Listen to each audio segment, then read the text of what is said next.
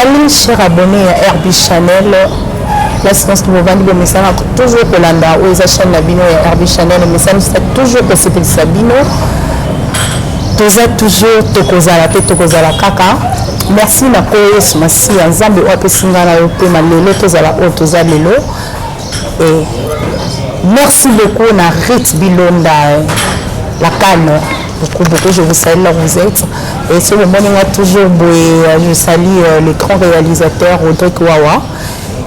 Toujours que c'est Peli Sabino, Naza Awa, Ngana Bino Toko découvrir, invité Nangai ou Azalelo, ou à Missana toujours que ça va me saler Kitoko, Toyebe Kala, si le lot ça va me saler Kitoko, Toko découvrir Ngana Bino. Wawa, Fole Langa.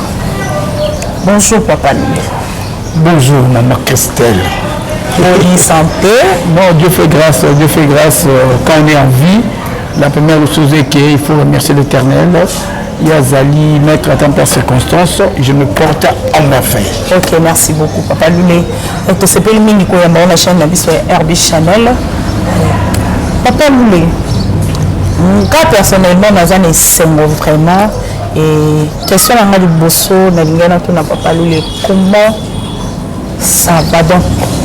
Comment le groupe Simba a évolué? Comment est-ce que le groupe Simba vivre? Évolution du groupe Simba pour le moment, ils ont. Merci beaucoup, Maman Christelle. Et puis, grand merci à Herbie Channel. Et grand merci à son initiateur. Grand merci à Yo, présentatrice. Merci. Vraiment, c'est pour la première fois on a le canal Herbie Channel. Herbie Channel et aux Ambalali Bosoté. Je dois encore revenir pour les alliés, pour les chaînes Nabiso. Les chaînes Nabiso. En général, le groupe Simba se porte en merveille. Le groupe Simba est dirigé par lui-même. L'autorité morale, Forçat Soukari Gombe qui est salué en passant. Je vous salue aussi le président. Le groupe Simba se porte en merveille et toujours continuer, tous alliés.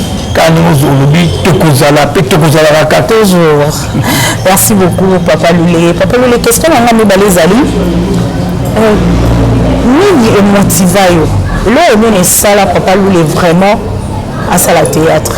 Et puis, là, on est les Tindao, parce que, abonné à la Herbie Channel, c'est la mine du Koyoka.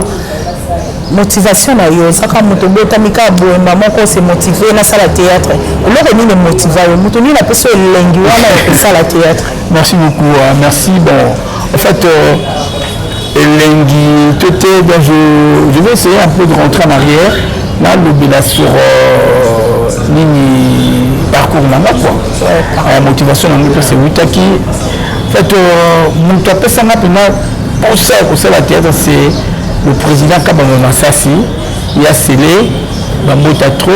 Lui au moins, il était mon idole. Kabamba Massassi était mon idole.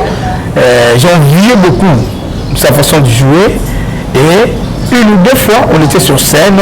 Naïe, Yé Kizengi, Nga Kizengi. C'est de là. Moi, je jouais très bien Babilo Kizengi. Et jusqu'aujourd'hui, la bête à la Kizengi, mais le fait que vous avez bilingue, vous avez un rôle différent, on est que tout se focaliser pour la gloire de Moussoussou. C'était lui mon idole. J'ai évolué avec lui, après il m'a tiqué et maintenant, quand on a rejoint qui Simba, jusqu'aujourd'hui, on a Simba. Donc c'est sa façon de jouer, il était mon idole et pour ça qu'il m'a, quand j'étais avec lui, je faisais aussi des formations. Que ça la formation en mise en scène, que ça la formation en script, que ça la formation en réalisateur, c'est ça. J'apprenais ça quand on était ensemble avec Yassile. Il me poussait, il m'envoyait souvent dans des ateliers pour renforcer mémoire langaï. Merci beaucoup. Il paraît que Papa Lulé a l'ingénieur comme Sango. Il paraît, Papa Lulé, le coquille qui s'envoie quoi. Donc, au coquille qui m'a eu, l'homme ça qui était. Non. J'étais dans l'église catholique, paroisse Sainte-Éloi, à Bon Marché. Je salue Banimino sur paroisse Sainte-Éloi. Là, on était avec le père René Ricaille. Père son âme, il n'est plus, il est déjà parti. Père son âme, j'étais avec le père René Ricaille, père José Mabila. Bon, ma père Aubert de Marie Immaculée, et Bélé Yébina, j'étais sacristain. La Sainte-Éloi, responsable lectorat, lecteur, responsable acolytat, annonciateur. Tu vois, moi je maîtrisais un peu la bureau de cette l'église catholique. À ce moment-là, le père René Recaille me disait souvent, il faut ça là, au Sango. Je fais la prénoviciat. J'ai fait 2 ans à Bandundu, ça qui prénoviciat. Dans une semaine. Prénoviciat, il y avait la préparation, jusqu'à ce que, bon, il y a qui vocation dans la tête. Ça n'a pas tenu, na Kataki, et par là, j'ai embrassé. Quand j'étais dans l'église catholique, j'ai invité des gens, Bastard, de venir tourner chez nous à l'église catholique, tel que Bassassi. Je l'ai invité, j'avais invité le président Elobé, j'ai invité le président Pakaloui, j'ai invité presque beaucoup de gens. C'était, merci Papa Loulé, c'était dans quelle année? L'année, bon, ça me chape pour moi, il faut que je consulte au moins. Agenda pour le ça a daté depuis longtemps, depuis que j'avais commencé je fais 5 ans avec Massassi et 19 ans avec Elomé, allez-y comprendre, s'il faut calculer, ça a daté depuis longtemps. C'est par là où Sentiment est là qui a banda qui vit dans artistique et puis Tina Kumileno. Ah ok, merci beaucoup Papa Loulé. Est-ce que tu recule que Papa Loulé pièce nini et binisa yo pièce nini faire ikarnayo oh le lot aux hommes Papa Loulé oh bâtonnier surtout na yebi à ça va me faire kitoko pièce nini oh et binisa Loulé. Bon chez nous là dans les Simba il n'y a pas de pièce que binisa mutu. Moi la mon c'est ma façon de jouer, ma façon d'incarner Rabarol nanga, c'est là où il y a qu'à départ la Kumbo nanga. Chaque pièce, pour moi dans les caca, je laisse des empreintes. C'est ça le rôle d'un bon acteur. Quand tu passes la pièce, il faut laisser d'empreintes. Même si tu dois passer dans 2 ou 3 tableaux, il faut laisser des empreintes. Il faut que les gens parlent de toi. C'est ça. Il y a plein de pièces où l'autorité morale a écrit, je jouais et nous allons à caca. Comment ils allons à caca? Là, ils ont été cité. Oh, tes pièces sont non. Bon. Il y a d'autres personnes qui me disent souvent que Papa nous le mal du quartier, on a c'est l'œuvre du quartier et tika. Mais avant du quartier, il y a d'autres pièces aussi, la joie, et la maman caca. Donc chez nous, l'autorité morale sait comment il peut placer l'acteur ou l'actrice, chacun à sa place pendant un minima. C'est ça, cette idée-là, et tika la peine à Bissot, là où nous allons pour coacher, tout à l'heure un peu. Profil à moto pour monter c'est la pour bima ils ont pour monter des fois où la pièce pour monter bima et il faut là on te met tu joues ça très bien incarnation qui toko c'est là où tu dois sortir et les gens vont parler plus. Ok, merci beaucoup. Je sais que vous êtes là et que vous avez ici en Mingi à Kolamba. Et papa, il y a qui kakana tuna na découvrir na babonné la vision de ton message association Mokoza ANTPC. Ils ont des comédiens. Mais association on a ils ont des bamalandés on bien té. Oh, nandé. Ouais, association des bamalandés on bien té. Ils ont des artistes mais artistes sont bazan négligés. Association on a ANTPC. Ils allaient comment est-ce que vous marchez à non maman, je vais te dire une chose. L'ANTPC c'est l'association mère. Là j'insiste, c'est l'association mère. L'ANTPC, cela veut dire Association nationale du théâtre populaire et cinéma. Cela veut dire tout le monde, acteur ou actrice, tous les gens, membres de l'ANTPC. Mais le mal à que chez nous les acteurs comédiens, il y a beaucoup de gens qui ont ce qu'on appelle la négligence. Beaucoup de gens, ça direct dans le ANTPC. Ça ne dit pas que si tu es dans l'ANTPC, tu ne peux pas aux telle corporation, mais je suis dans Tokanissa. Je suis membre de Tokanissa où je salue le président Didier Massamba. Tokanissa aussi a son objectif à l'association. L'ANTPC aussi, et c'est l'objectif à la lutte dans l'ANTPC. C'est pourquoi nous invitons tout le monde. On a demandé à toi artiste de venir d'abord pour s'adhérer à la il y a association mère là NTPC et le reste c'est la structure. Donc l'association est là. Ma marche pour l'uniforme, association la comité Mobimba. comité va commencer par le président, vice-président et tout consort, c'est ça. Ouais. Pourquoi je dis ça? Parce que devant Nabiso Tcheko, il était empoisonné. Papa Nabiso Makaya, il était empoisonné. Et AMTPC. Ils n'appellent pas, c'est pas mon c'est ça. Ils ont AMTPC. Association nationale du théâtre public et cinéma. Oui. Et ça, lui, pour la bande de Konabiso, on appelle de Konabiso Mélodie, paix à son âme, à Autoté Kabiso il n'y a pas longtemps. Comment est-ce que vous avez s'organiser pour la Matanga Nae, tant que fondation? Maman, il y a un comme quand nous parlons souvent que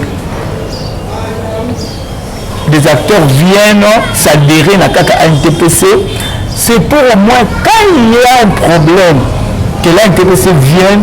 Bon, nous surtout, membres, nous surtout dans la structure Moko.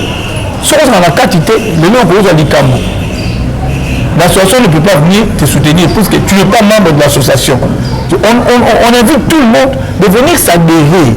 Mais, Batubazo Yati. Quand Makaya, Olobia, Makaya Saint, na Tcheko, bon, j'ai appris ça aussi. Hein.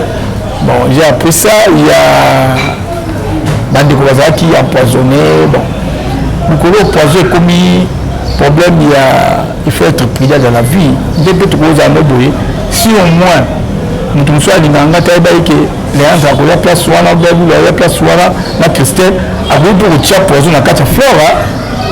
Quand on est touché, quand on est aussi vers quand on est aussi tu vois. Bon, il faut être prudent. Il faut être prudent. D'abord, pour la vie personnelle et pour le reste. Mais je ne sais pas s'ils ont passé par l'association pour proposer un problème à Bango. Bah, je ne sais pas. Bon, jusque-là, je ne maîtrise même pas. Mais situation de l'empoisonnement, je ne maîtrise même pas. Pour la caille, il y a quand même des Konabiso, personnel, maman. Mélodie. Bon, Mélodie, elle était ici avec nous. Donc, elle est partie, n'a pas payé son âme, elle ne plus. Bon, c'est pas. Bon, on s'est arrangé. Hier, on en a parlé avec le président, Nabandeko Moussoussou, il y a des rencontres qui se font et pendant la Yolo. Bon, peut-être aujourd'hui ou demain, on serait là, nous aurons une petite entretien, tout mais quand même pour Tala. Les amours passent, tout yéba. Maman, corps, que l'on l'accord dans point noir et awa, c'est pas de l'eau à boire, hein. Ça demande de l'argent, ça demande la procédure, ça demande notre compte en réunion tout yéba. Ce qui est possible, prochainement, on va revenir encore pour annoncer à la téléspectateur que voilà, pour l'accord à Mélodie de l'habitude. Tout le canal. Et d'abord, c'est la famille. Nous apportons d'abord à nos familles biologiques. Et par rapport à l'association venait intervenir. Donc, tout un an de ton solo là, c'est impossible pour le demander. Ah, ok, merci beaucoup, Papa Loulé. Papa Loulé, il y a qui mène de solo là, à propos de la production na YouTube. Il y a qui me sala au major du Sadidi. Les grands producteurs. Les grands producteurs. On a même arrayé. Major Bissadi du Zolozolo. Major Bissadi du Zolozolo, mon lac Sinzela. Donc, la major, major Bissadi, on a producteur, on a boyé. Et ça veut dire, moi, je dis, donc, quand on a Zambo, on a. Banyata, Nyata, Awa. Mais tu vois, les gars, les cacao. Les hommes, ma major Bissadi. Nyata, ma petite là, les cas, il y a un moni de l'eau. Tu vas les caractères de l'eau, théâtre Salama. Tu vas dire l'autre côté de YouTube, mais que les gens n'oublient pas que tout ça, là, quand on a la cassette, nous t'as façonné tout. Nous t'as façonné tout. Djene Salama, Major Bissadi Diwana, Major Bissadi Ricardo de Loulou, et Gilles de Fer, Père son âme, Gilles Davon Mambo, et Mebeyuku, Titi Kalou, donc on va producteur baza ebele producteur na biso ya lemba ba producteur baza ebele o basala biso moi je nazalaka na reconnaissance wana que tosalama na kati ya baproducteur wana nyonso tout fanga baproducteur oatami producteur aproduisa biso na bacassette donc bravo a ye basala biso tozala biso eza bato ya youtube te tozala bacassette toleka na bacassette lelo tokontisu na kati ya bayoutube. Ok papa Lule ndenge nini mikolo oyo toremarke en tout cas jeunesse c'est comme si ekobebisama ba théâtre jeunesse bathéâtre mikolo oyo okotala ngo suna bana te en tout cas c'est pas vraiment éducatif quelque part tant que doyen ya théâtre alire ozomona makambo yango ezokende ndenge nini théâtre ebebi merci beaucoup maman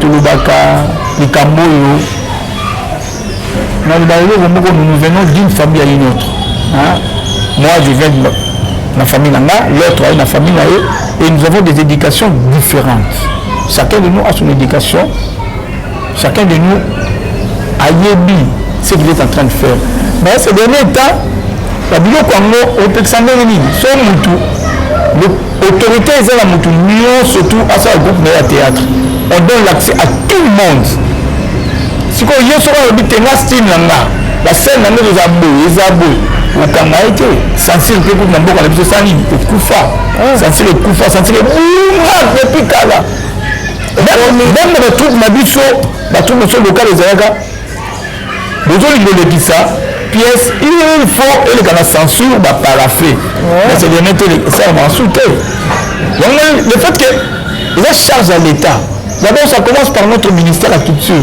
ministère de la culture ayebi ata nombre ya groupe théâtral oyo eza na kini te totya kaka congo te kini na pamba ministère ya culture ayebi te e tokende ndenge nini bonzo ministère ya culture ayebi te sanse ya koyeba voilà eloko eza pasi yango wana voilà eloko eza pasi donc notre ministère tobetaka se te notre ministère a un grand travail ya kosala mpo biso bacommunauté tozala malamu mais au moins nous parlons chaîne de YouTube beaucoup comment télévision on doit comédien que notre ministère est à nulle part c'est ça il est vraiment ils a capital il y a moi quand on fluent moi maman ils a dit ok papa Lule tous on a là muché na maman Tcheko parce que tout le monde a qui Tcheko aller qui na TV à lobby si la bisaluna Belvi Kandi bazaba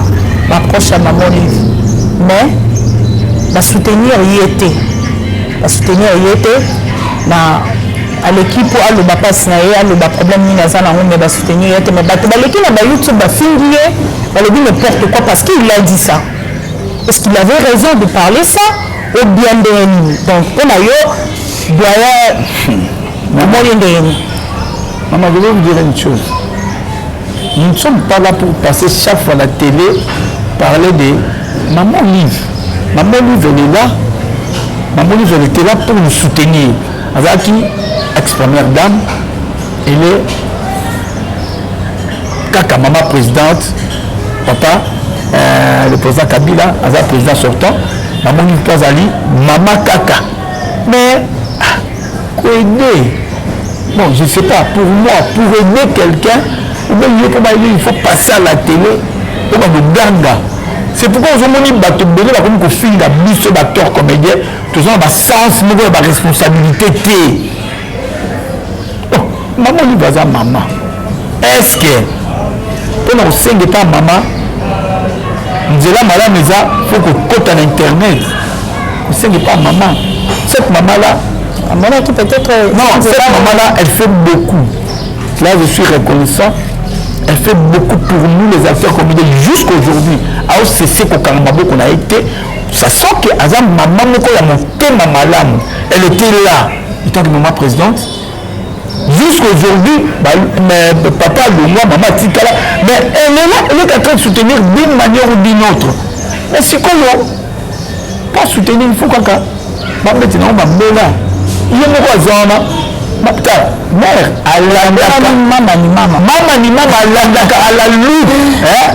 mère alandaka biso to la lube bageste mosusu mama wana asalaka bato ebele mama wana asala bageste tilelo abetaka mpe masolo te abetaka masolo te aza mama alinta mosusu to nazoyoka aza l'équipe te bazoyoka ke intere te asoutenir mutu ezala nango na kuzu azala na secret na omona babengi yo kaka oye okei eza ndenge eza nini asali aza mama ni mama ye eyo moi koyelekela ye te asalaka na ye ntango saint esprit ekiti bolinga mosantu elobi na ye sala mosala asala ye atambolaka na baprincipe. Ok, papa Lule eloko mosusu mpe oyo nayaki toujours nabakisa na moni olati ONG Kuba oza ONG Kuba. ONG Kuba, cela veut dire Congolais unis pour bâtir l'avenir. Ils ont ONG, ils ont la Mboka. ONG Kuba, ils ont ONG Mboka. Ce sont les jeunes qui se sont réunis. Maman, Bazo Sala. Bon, peut-être pour aujourd'hui, je préférerais prochainement, on aura l'occasion d'en parler uniquement pour la ONG Kuba. Tout le monde a ma valeur, ils ont la carte ONG Wana. Ma valeur, ils ont la carte ONG Wana Kuba. Donc, ce sont les jeunes. Les jeunes, ils ont l'initiative. Bazo Sala Makamu. Moi, mini, la carte ONG Kuba. Il y a une grande organisation, il y a un grand bureau. C'est ça, dans le plus, on va prochainement, on va en parler sur ONG Kuba. Donc, il y a bien fait ONG Kuba, ils ont et l'autre, ils ont senga. Quand les jeunes sangani, ils ont déjà même que Congolais unis pour bâtir l'avenir. Cela veut dire, les Congolais, les jeunes Congolais, sangani, de la mini pour la capitale l'avenir. Ils ont République, État, la bango, pour tout marcher malade. Ok, merci beaucoup. En tout cas, Papa Lule, tu es vraiment contente, vraiment ravi de la chaîne RB Channel. Papa Lule, Obi na bisonini, Obi na ba, ayo nini. Merci déjà pour Kita, vite la patronne. Je vous salue là où vous êtes, Papa Lule. Merci beaucoup, maman. Et grand merci, moi je vous remercie aussi Bino battu la chaîne RB Channel. Vraiment que ça ne soit pas pour la première ou la dernière fois. J'aimerais toujours la raison tout peut faire d'informations dans les communautés de Libanda et plus je serai là plus pour parler de l'ONG Kuba. La bande de Kuba Libanda, ceux qui ont besoin, il faut investir dans ma communauté, tu vas bien dans ma communauté, tu vas mettre ma soeur pour le numéro, tu vas bien. Pour ma femme, je commence d'abord premièrement de remercier l'espace qui nous a accueillis, restaurant Le Corner, ils ont un restaurant très bien, à service, c'est impeccable. Le tout est là. Ma petit déjeuner, au bibliothèque, tout est là, le restaurant Le Corner, espace aussi les amis, bien peu pour manifester ma fête et tout qu'on sort. Vous voyez ça là, et ça bien. Grand merci. Je commence par Fochino Tumba. Voilà moi la papa, moi la maman. Fochino Tumba, grand merci. Mami Mwanda. Quand on a béni Mami Mwanda, on a béni directement la maman. Philo Simba. Maman na Chris, na Jofisiton. Na Gemima, Philo Simba, moi la famille Simba, on a la Philo Simba. Moi, je suis un passeport rouge à Makamata, passeport rouge, je suis un Philo Simba, blague, à Philo Simba, Didier Mizoula basket,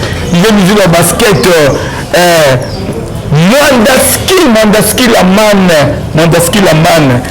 Christelle de Londres, Christelle de Londres, aux Zana Business, ça s'assure. Blague T, Yvette Molato au Coca, Yvette Molato au Coca, Yvette Molato au Coca, Adi Botomba, la famille et tout le monde Mobimba. Mais c'est là ma pro, Chantal Mouve la couturière, maman Chantal la couturière, au Talita, il y a moi la monsieur Christelle, maman Chantal, on doit remonter la marque à système, Chantal la couturière. Henri Blaise Makengele, costume de la Tanzoto. Henri Blaise Makengele, costume de la Tanzoto. Ladi Kitemoko, Nelly Lumumba. la ligue Temborona Limunda, Francine Masinga côté Baoka Bilor, Bambota trop, famille Musungu, Mobinda na photo, la photo famille Musungu, Bambota Mingi, famille Limondi, Bambota Mingi, André Anzo Tantoya, Modi Masozo Solaki, Bezo Bambota trop, et Igwe, le président de la Roumouise, Bambota trop, Aïlen Demi, Bambota trop, merci beaucoup. Ils vont faire du Amen. Emile Kitete, Emile Kitete, Tremblay, million Abraham, musicien à 100 millions Abraham. Merci beaucoup. Téléspectateur de Herbie Chanel. Voilà la bonne bonne chanson, le mot beaucoup la cas de prix États-Unis, Michael Betaille des prix États-Unis, je vous salue. Voilà la money. Et dire je salue Lionel Kololo des prix France, je vous salue, je salue le boss Willy Mandalabo, le boss Willy Mandalabo, je vous salue, je salue le boss Achille Bopesso, boss la salle le pavillon, parrain Herbie Chanel, je salue. Je vous salue là où vous êtes, je salue Signorine Tafar, autre Madi, Salvador Balamene. Je vous salue Mignon, je vous salue Rita Botaï, je salue Gaëtan Issa, là où vous êtes, je salue Divine Issa, je salue Maman Annie Mavinga, Maman Louise Mavinga, Christophe Sabibou, toute la famille, je vous salue. Je vous salue aussi les abonnés de Herbie Chanel, au binomien surtout vous allez être toujours branchés, scotchés à Hollanda Bissot. En tout cas, je vous salue, on vous aime beaucoup. Vous allez toujours brancher à Herbie Chanel, vous s'abonner toujours. Bon, c'est là quand vous ça non c'est là. Narit Latane, la patronne, moi c'est mon boss. Je vous salue. Voilà, je te coûte ami, Malassima. On vous lève.